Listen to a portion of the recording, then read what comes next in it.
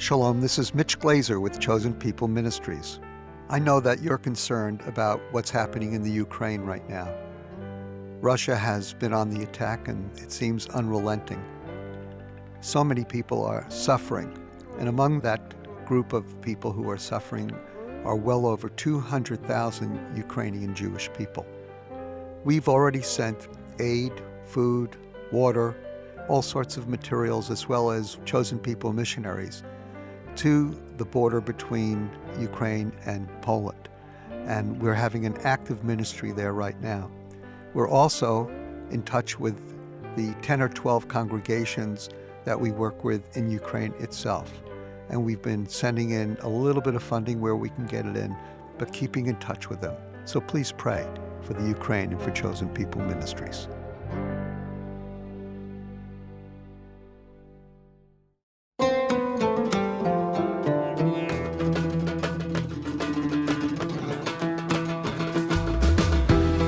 Welcome to Our Hope, a production of Chosen People Ministries. On this podcast, you will hear inspiring testimonies, learn about messianic apologetics, and discover God's plan for Israel and you.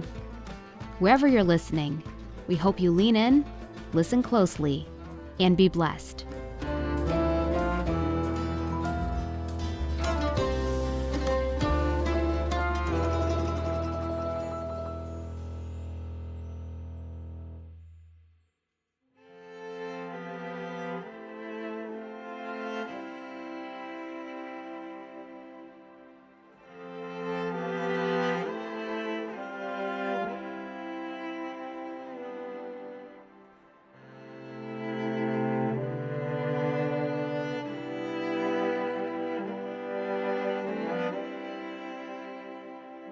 One of the most difficult things we face in life is losing someone we love.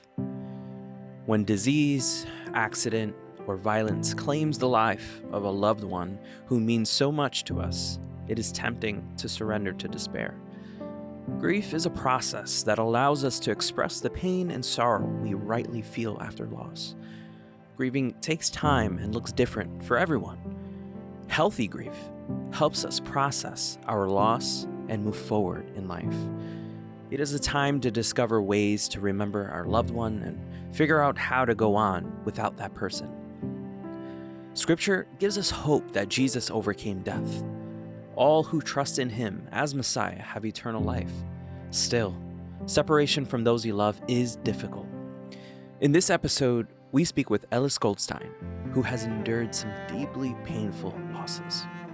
Together, we will see how we can grieve with hope. I'm Abe Vasquez. Welcome to Our Hope.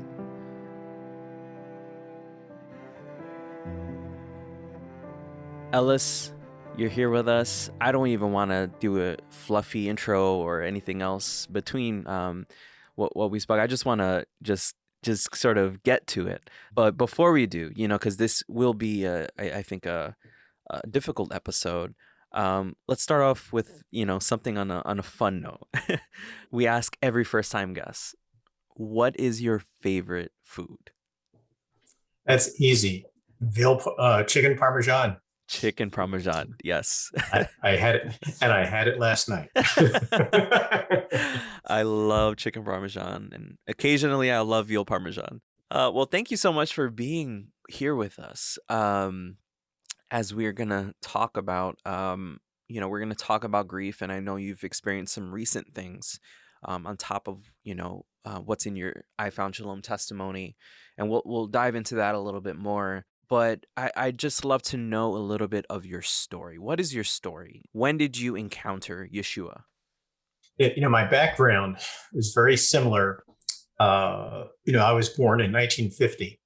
And many of us who were, many Jewish kids were born during that time. A lot of many of my friends' grandparents, had emigrated in the early 1900s from Eastern Europe. Mine came from Lithuania, Romania, and Russia. Mm-hmm. And, my background was, I think, pretty typical. Grew up in a conservative Jewish background. My family was not very observant. Mm-hmm. And, the high school that I went, junior high and high school I went to was a significant part of the population were Jewish. And so when we were off for Rosh Hashanah, Yom Kippur, the other kids, it was just a small group of kids that were still in the school, from what I understand. Mm-hmm. But my background, where I went to Hebrew school, it was really focused on preparing for my bar mitzvah. The sad part is that I didn't even understand the why for the bar mitzvah. Mm-hmm. It was just memorizing parts is what it was. And it was something, of course, that my parents were proud of, but it was not something that there was a whole lot of understanding. There wasn't something that was really discussed even in Hebrew school. And so I continued going to Hebrew school after my bar mitzvah, but there was a time that I just walked away from it, as a lot of other Jewish kids did too. Mm-hmm. And I became involved in athletics in high school. And I was just looking for something to give me some significance. And I ended up, I ran cross country and track and field, and I became the leading distance runner in the high school. Wow. But when I graduated, I went to Penn State and to study architecture. Wow. I was going to go out for, continue to compete in cross country, but I just lost the desire to do it and just sort of settled in complacency. Mm-hmm.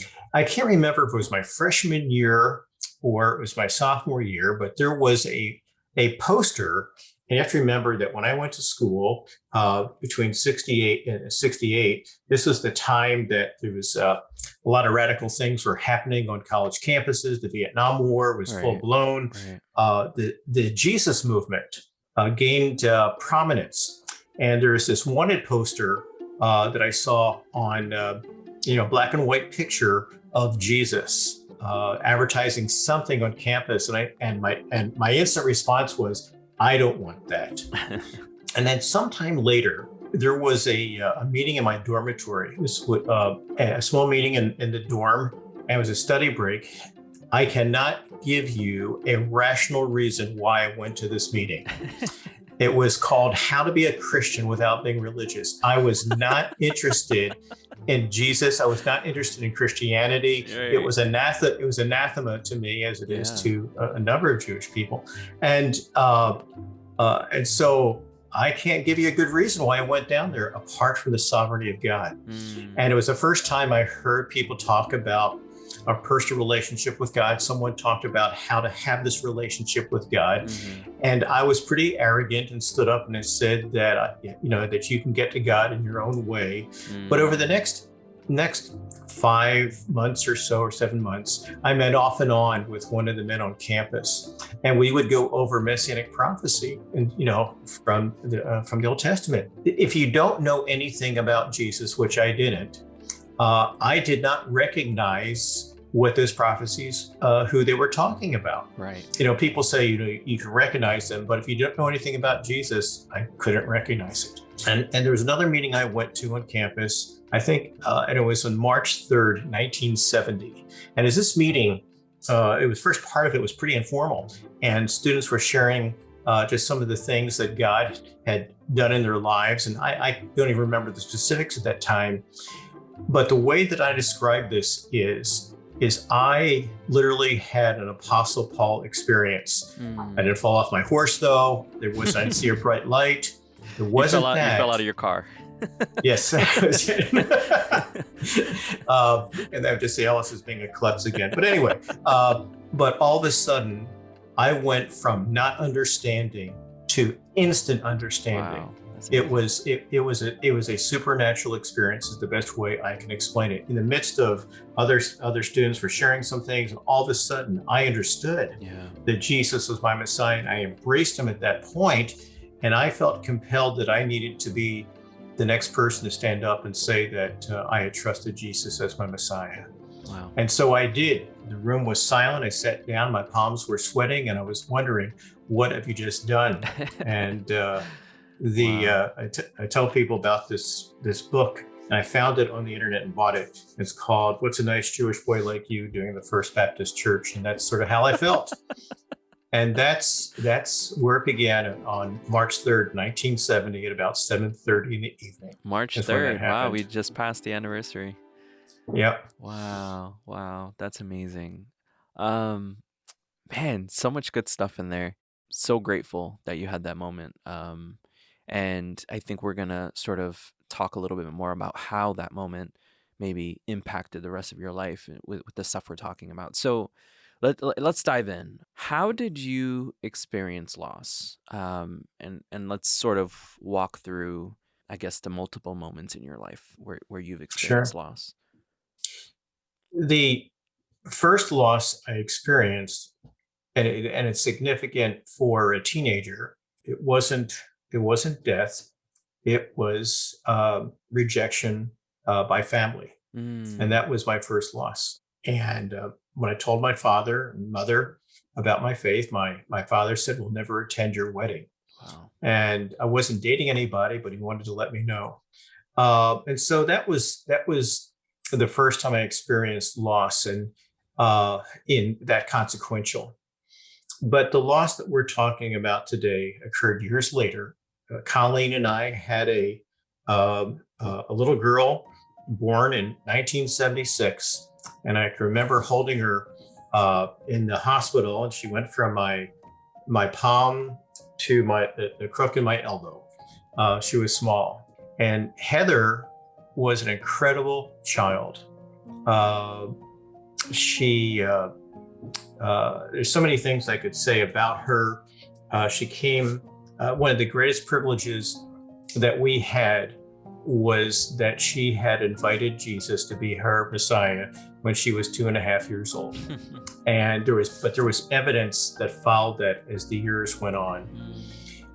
Heather was an intelligent, loving child that we did not have some of the issues that a lot of parents have with teenagers. As she grew, she was a child who would talk to her friends about her relationship with the Lord.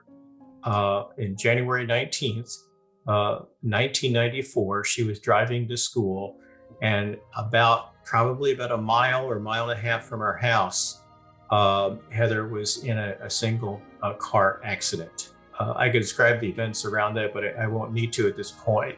If you wanted me to, I could, but it was to this day, and that was 28 years ago. I can picture to this day, we knew something was wrong, found out from the school that she was not in her classes. I was running out through the kitchen, hit the garage door button, and as the door was going up, I saw a car pulling into the driveway, and it was a state police car. And I can still vaguely see him as he told me what had happened, that he gave me her driver's license. And as she was killed, and I'm pretty sure it was instantly in that accident. To say that it changed our world and changed everything is an understatement. It even seems trite to say it that way, but it did. Yeah. One of the things that you say is you cry out, "Why?" Right. And you try to make sense of it, which you can't. But what God said to me, and that He has repeated that over and over again over all these years, is, "You don't understand, but will you trust me?"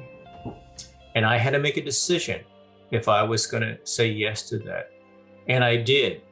It didn't take away the pain, but what I made the decision to do was to lean into the Lord instead of pushing Him away.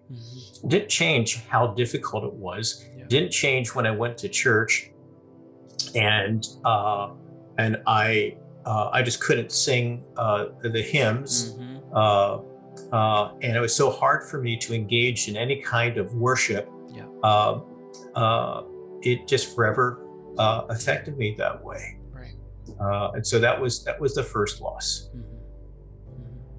I think you and I are similar, because we both have lost daughters. I lost my daughter when she was only 37 weeks in the womb. We don't have an explanation why. We probably won't ever find out why, which kind of makes it a little bit more frustrating, I think. But I think you and I are sort of on two sides of the story, where you've experienced life, you had life with Heather, and then I sort of am on the side of, I had all these hopes and dreams and all these I had this fantasy of what life would have been like with Araya. And so I think both are different, both are painful, but man, is it hard. It's hard to lose a child. So I'm sorry, Ellis. Why don't you continue and keep telling us your story?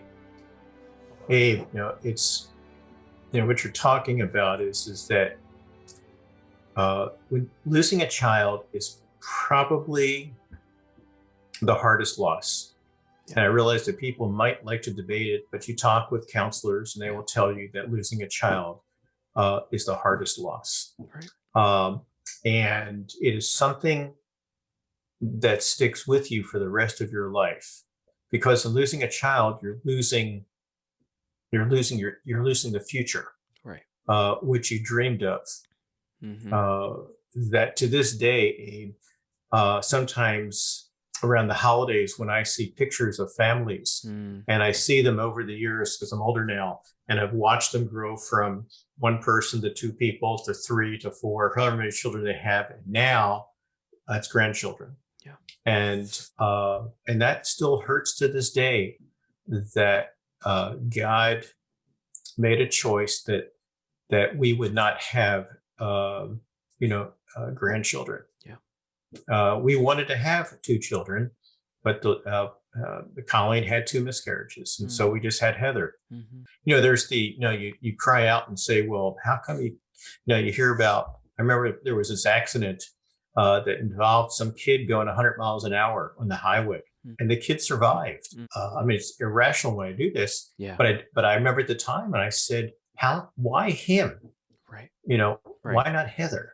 Yeah. And I go through that same thought process of Yes. just hearing the horror stories of what mothers do to some children, and I say, why is this fair? We wanted a child, and we were going to care for her. We were preparing a home for her, and meanwhile, these horror stories are happening to parents mistreating their children or just tossing them out like garbage. And why is that? Why is that fair? I totally understand.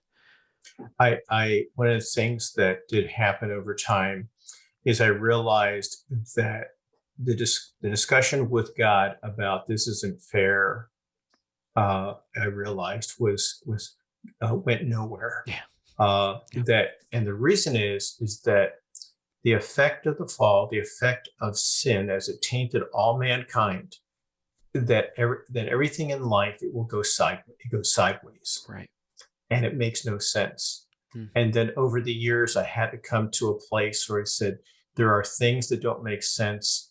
And God, I don't understand them, but I will accept them. And I don't like it at all. Yeah. But I will accept them because I know you are who you say you are. Yeah. Fast forward to 2017, and Colleen was having a little bit of difficulty with her throat. And so she went to a, ear, nose, and throat people, doctor. And, and they came up with, something, but it really didn't seem to be helpful. And we were living in a temporary place. And so we thought we were moving. And we thought the place we're living in, we thought maybe there's some things environmentally there that were causing this problem. Let's see what happens. So we're moving into a house that had just all hardwood floors and, and it didn't have rugs. And let's see what happens. Well, it didn't clear up. And she pursued some more doctors. And then I got the diagnosis that it was ALS, Lou Gehrig disease, which is a death sentence. Yeah. Colleen was amazing. She accepted it, and I did too. But she did a better job of accepting it. And but if you know anybody who has it, it is. There are many diseases which are ugly. This one is especially ugly as you begin to lose all motor control. All you can do is just move your eyes, and it can last a shorter time or a longer time.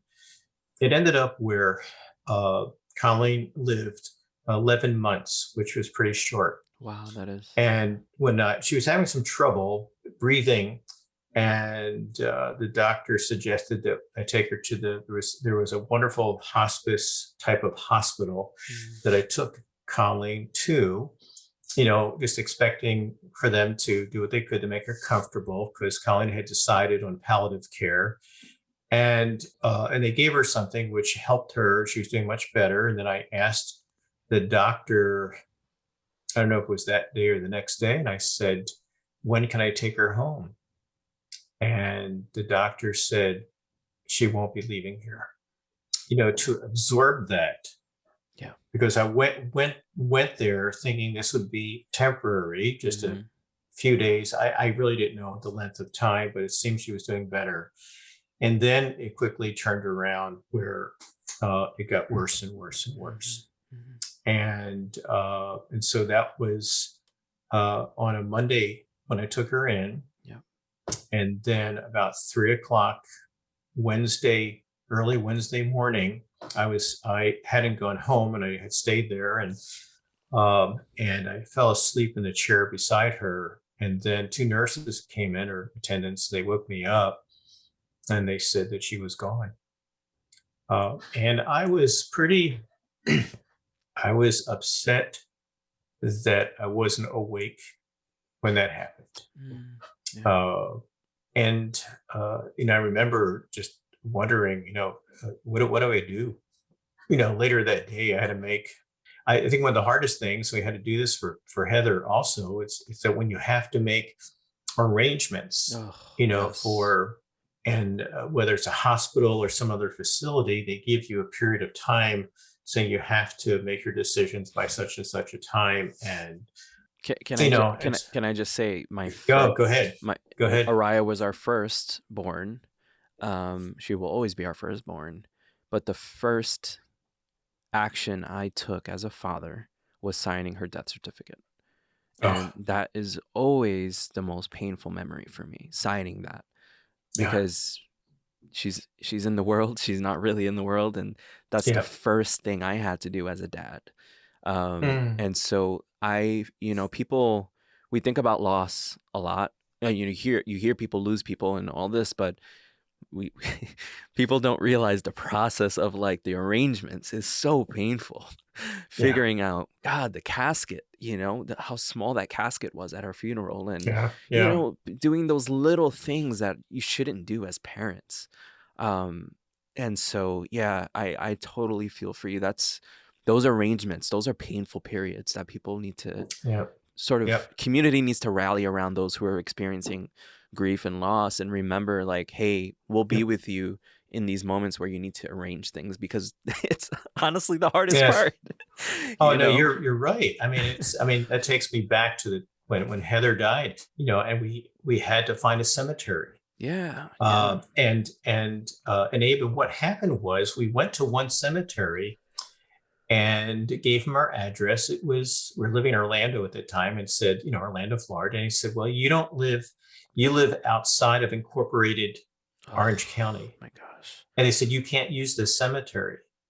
So it was a terrible, our pastor was with us, and, it was, people helped us find what we needed, but to be there and experience, you don't live in Orlando. I do live in Orlando. That's what my address is. But I understand that, and so, and I remember choosing the casket like you're talking about. And it's just a horrible experience to have to do that. One of the things I was really fortunate, Abe, and Abe, feel free to ask other questions and for us to engage. It was one of the things that happened within 2 days of Colleen's death. I had friends, 2 men that I'm extremely close to, flew up to where we were living. At that time, we were living in North Carolina, and flew up just to be there with me.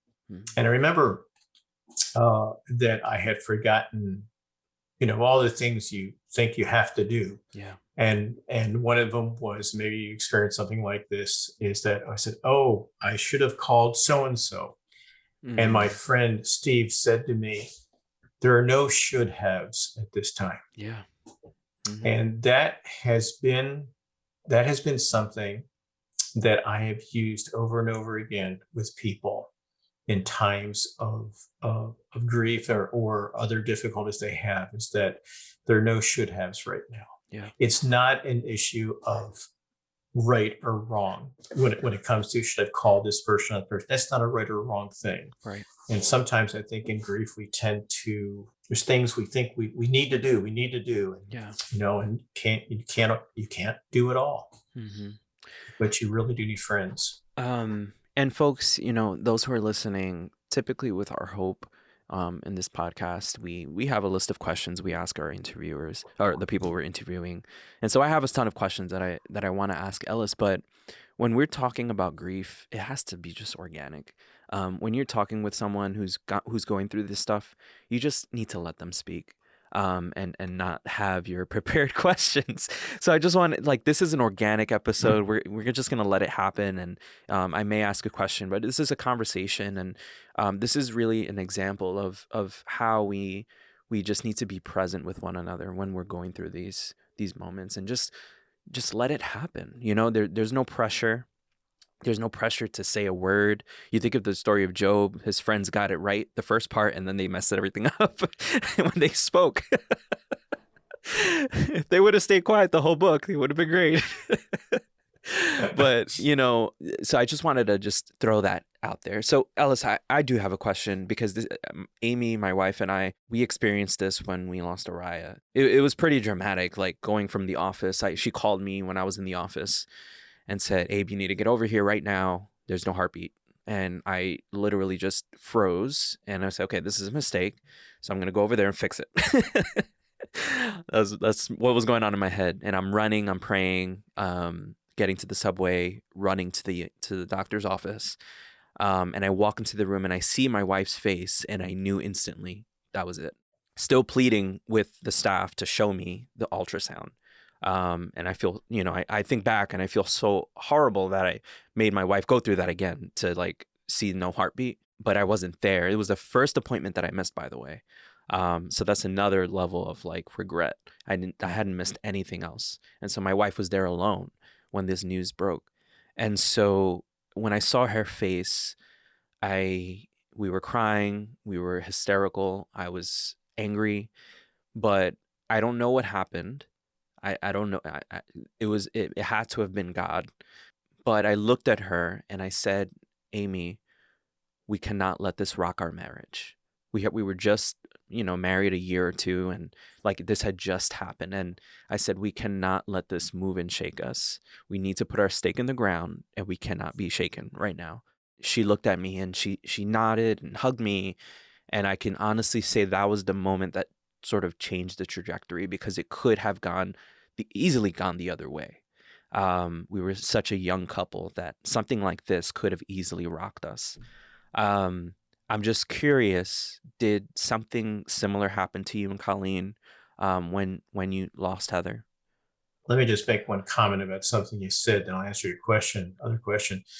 It's one of the things that you and Amy did was so significant, is that you were intentional towards each other in what you were going to do.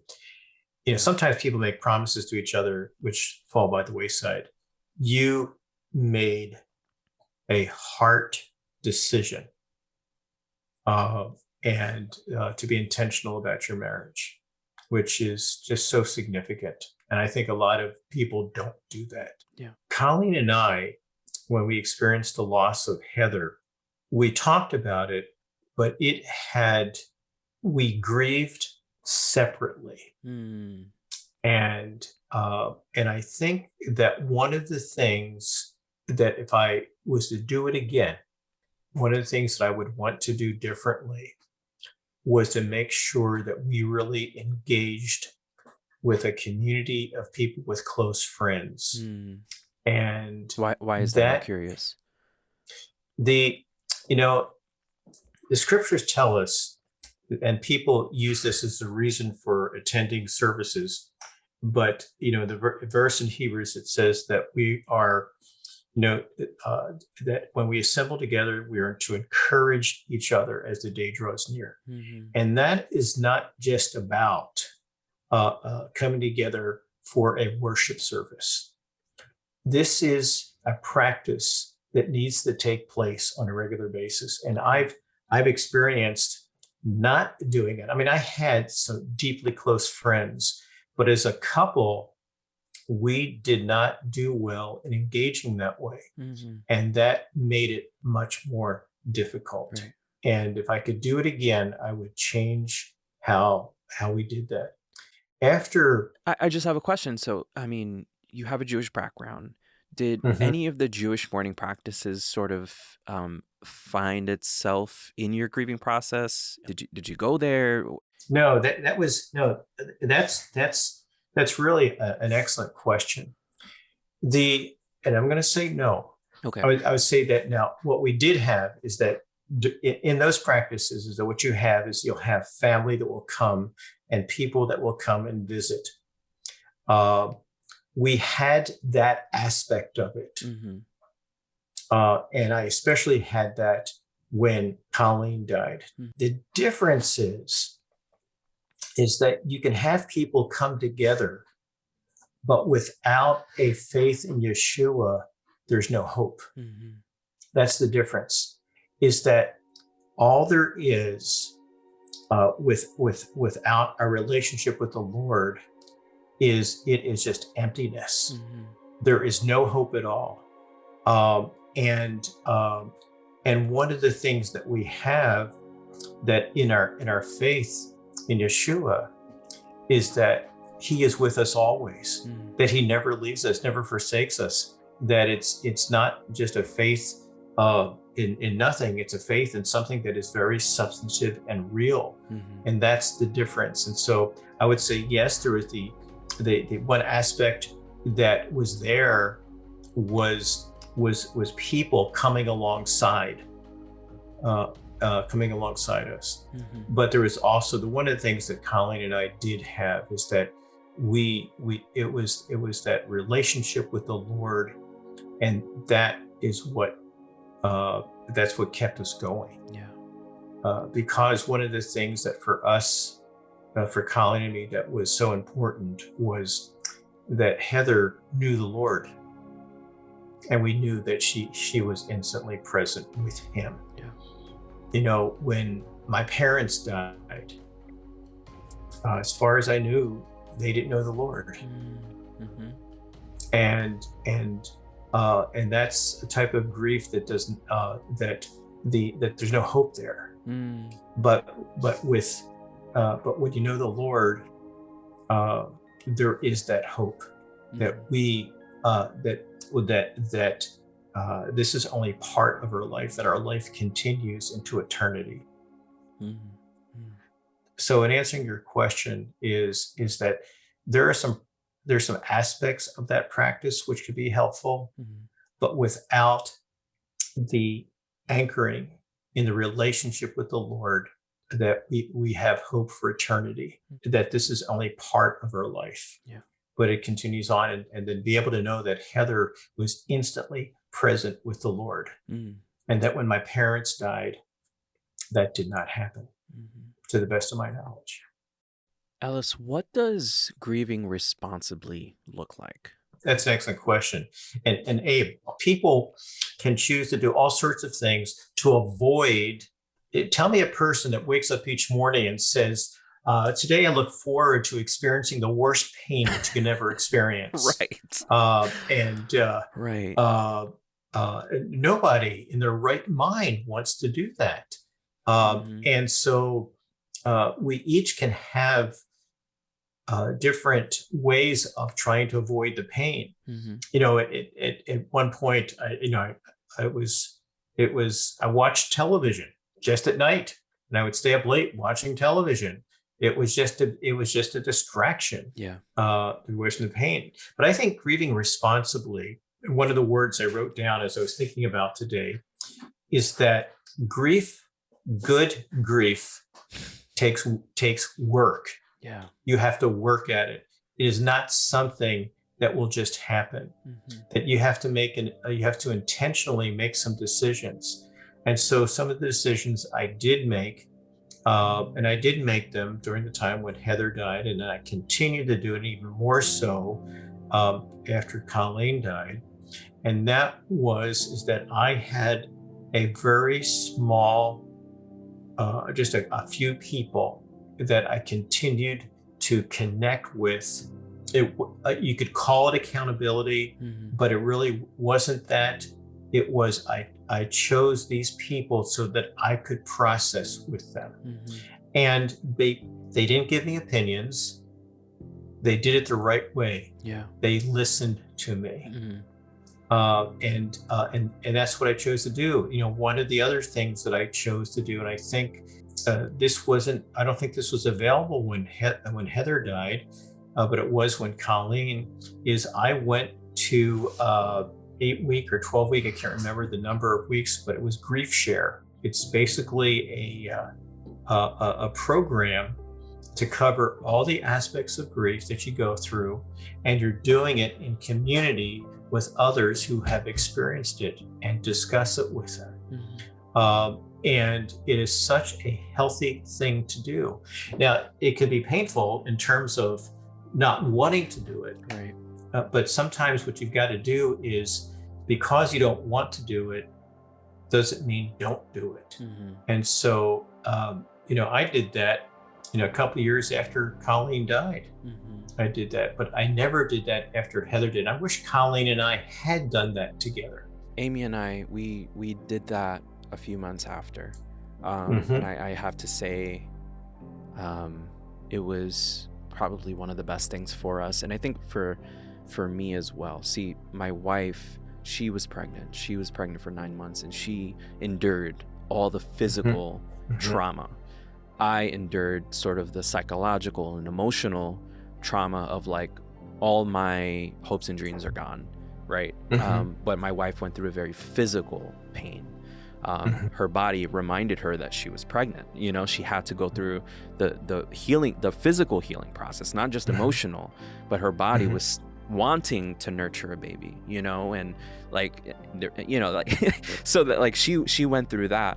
But I think for me as the non-birthing parent, to be with other men who have gone through this as well, other couples who have gone through this, I think it was really encouraging for me to be with other men. And we're still, there's a guy that was in the group that we're still good friends today. They're actually 5 minutes from us. They're neighbors now. But, you just find community with people who have gone through the same thing. And like Ellis, I feel so comfortable with you because I think we subconsciously get each other without even have to say anything. Maybe a few years ago, before this happened to me, I couldn't say that, but it's like I recognize myself in you because of what we've gone through together, like in our own journeys. And so when you start talking with other people who have gone through the same thing, you realize I'm safe with them. That's it. You talk about finding people that you're safe with. Yeah.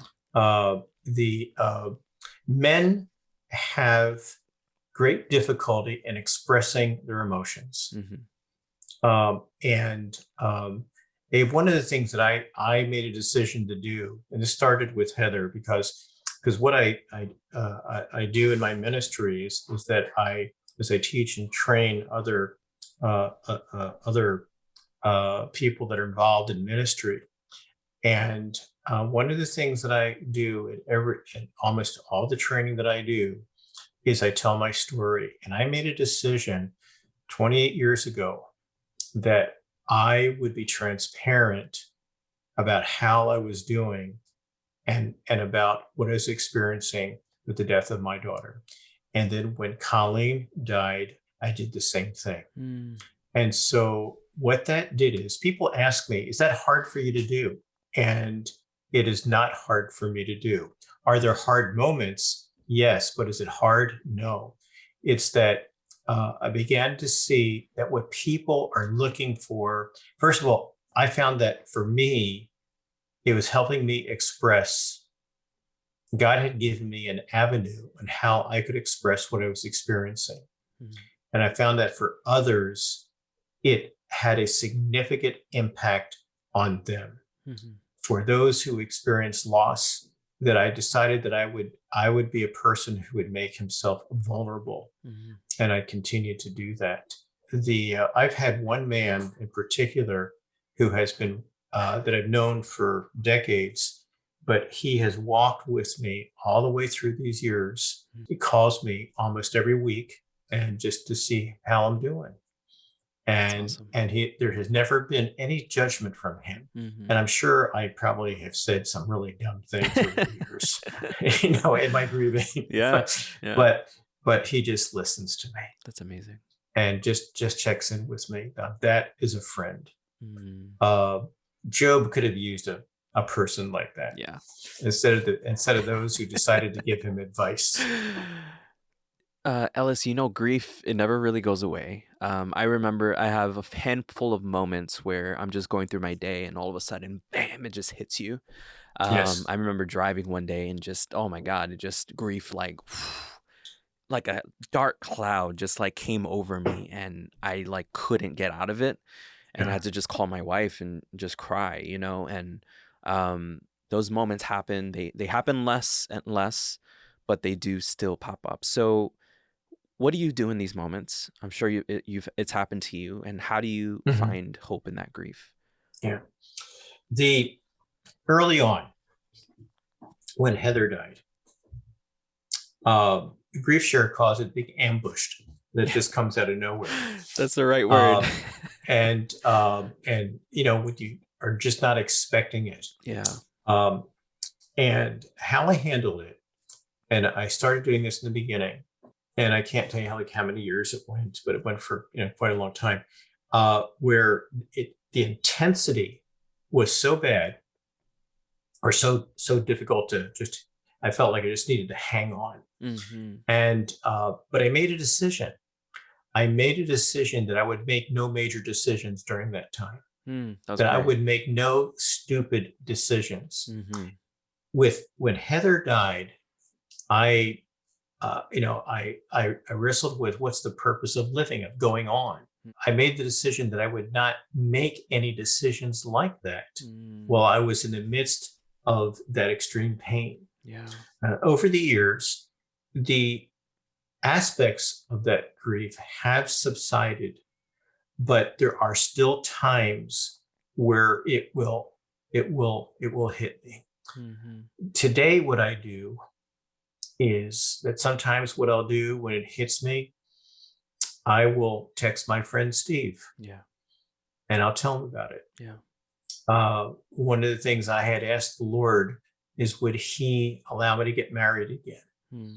And he gave me this incredible woman, Karen, who lost her husband 11 years ago. Mm-hmm. And she understands loss. Mm-hmm. And so one of the things that we do is we can talk about it. Wow. And I know that she understands. Mm-hmm. I was just putting away, I'd taken out some old family photo albums, and it was I had pictures of Colleen and Heather. And as I just showed Karen my past, Mm-hmm. and there was a moment at the end that there was just great sadness. Yeah. Yeah. But what I was so grateful for is that I had a person who understood, because she has experienced great loss. Wow. And God has used her to bring great comfort to me. Now, my friend Steve has brought great comfort to me. And sometimes people say that if you haven't experienced loss, you need to find somebody who has experienced loss. I have found that God has some people who have not experienced the same kind of loss, but he has given them Mm-hmm. a depth of understanding and compassion. Yes. And if you can't find somebody who has experienced that kind of loss that you can really click with, it is okay. Yeah. Because there are people who you can connect with that God has whether you want to say he has gifted them, I don't know if that's what it is, but he's given them a depth of understanding Mm-hmm. and that it works. And that's what has helped me. I have a two-parter question for you. We're Okay. sort of wrapping up, but why don't you talk us through what happened recently, Okay. if you're comfortable? And, you know, you sort of described how you felt toward God and the situation that happened. I'm curious, one, how do you see God now after all these years? Okay. And then in the midst of this most recent situation, how did you maybe respond? Abe, it is so good to talk to you. I'm grateful that just hearing your story ministers to me. 2 months after Karen and I were married, and we were so certain and are certain of how God brought us together, and we've been able to minister to each other in the grief that we've had and experiencing a joy that we never knew that we could experience again. Mm-hmm. And what year? uh, What year is this that you got married? we got married just last year in 2020. June. So 2021. yeah, Okay. yeah. And Karen had lost her husband 11 years before that. Mm-hmm. And so she had had more experience of, she'd had 11 years of living without her spouse, and I had only had, about 2.5 years when we got married.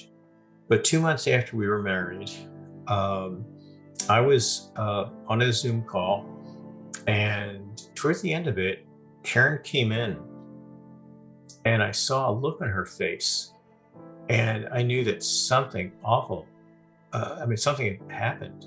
And so I excused myself from the call or just walked away from it. Karen had a 44-year-old daughter, Kristen, and told me, she just said, Kristen is dead. Mm.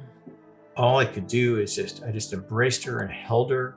I started to cry out to the Lord, not again. Mm. It's like, God, haven't you done enough? Yeah. Won't you just stop? And so I had wanted to say that, but I stopped myself from saying that. Mm-hmm. Because one of the things for me that has happened is that will you not only accept the good and not the bad from the Lord? Mm-hmm. And when God asked me, will I trust him? This was where it happened again. Will I trust you with what just happened?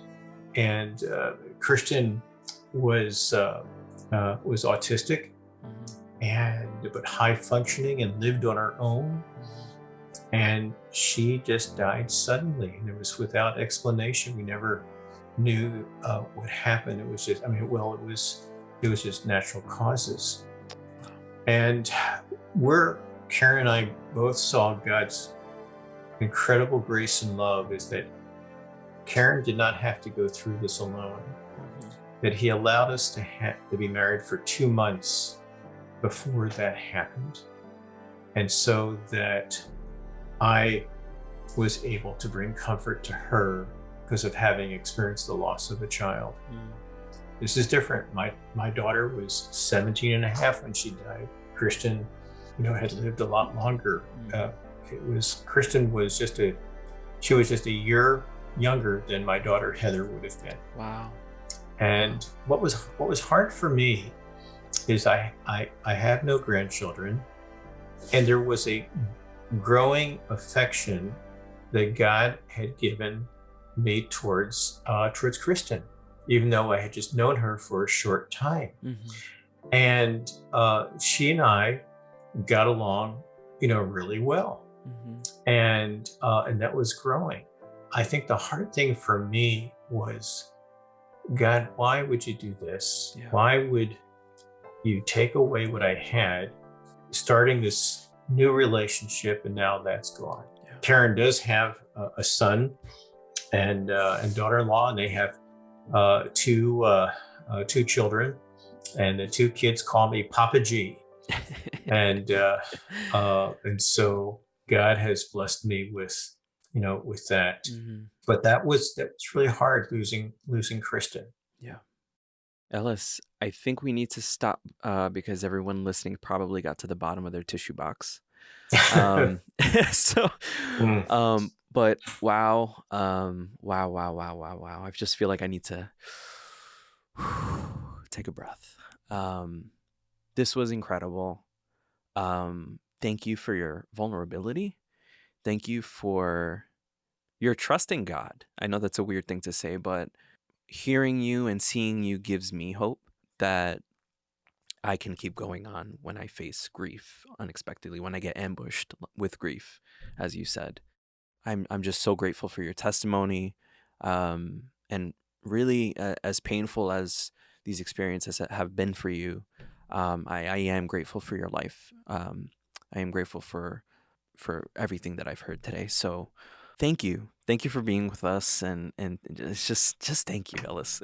This was amazing and healing for me as well. Can I leave you with one verse Yeah. that has really stuck with me? Please, yes. When the Apostle Paul wrote in the book of Romans, and this verse has really stood out to me, and where it says in verse 30 and 39, for I am convinced that neither death nor life, neither angels nor demons, neither the present nor the future, nor any powers, neither height nor depth, nor anything else in all creation will be able to separate us from the love of God that is in Christ Jesus our Lord.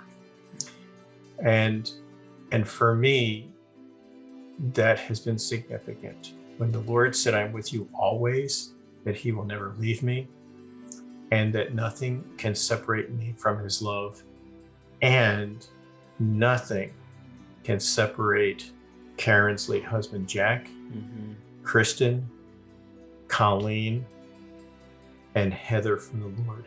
Nothing. That they are with the Lord because they had all placed their trust in Yeshua.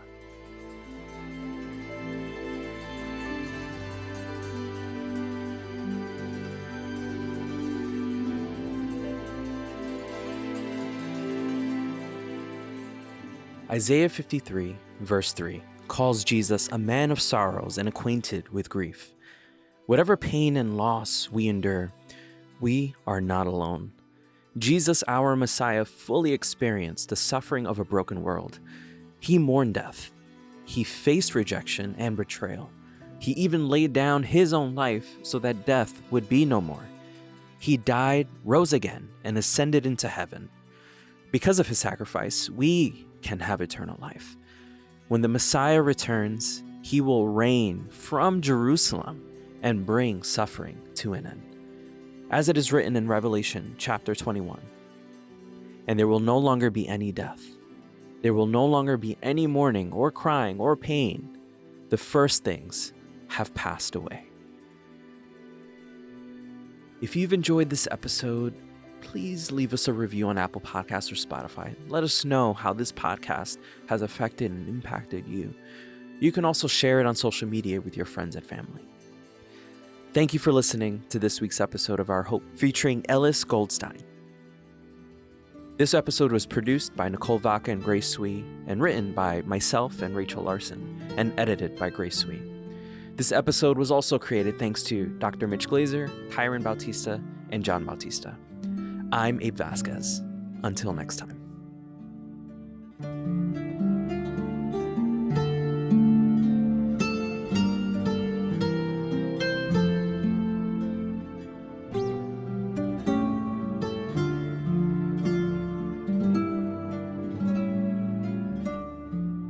Thanks for listening to Our Hope. If you like our show and want to know more, check out ourhopepodcast.com or chosenpeople.com. You can also support our podcast by giving today at ourhopepodcast.com/support.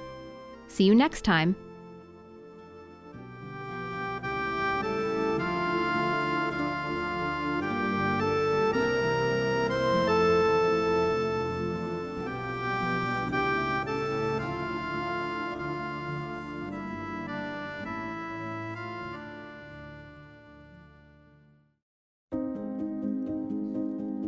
During these difficult times, we know how hard it is to hold on to hope, and we want you to know that Chosen People Ministries is here for you. If you have any prayer requests, our prayer team is standing by to receive them. You can submit your request at chosenpeople.com/pray. Again, that's chosenpeople.com/pray.